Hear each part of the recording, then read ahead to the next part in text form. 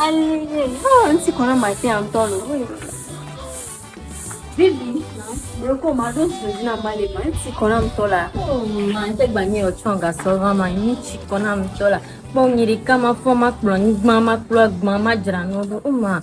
Onyan ti kona nyalo ni don bo mi papa mi ano tukara zame ko blog ni kakala afon be ni kona. Obenuka?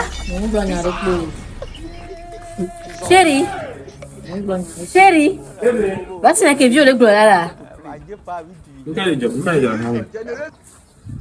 Ya kabele bulale do ntino lo itolo ko. Obenko nkale jo yon wi. Papa do ko mi tona mama bina le nye den bo kimi ano tukara zame mo kuma mama mi ona tukara zame mi ona tukara nu patara no mu gbogbo. Emi e gban no lo kan ba nye mi nan ke ko mi no mama fa matin abi. Eh passe le go. Mi fe tukuri ya ko bulawa. Mama ngba ma bank mu no bi dem pandi. Alo ba don lo ba do to to. O pour moi ta pa bo si vo.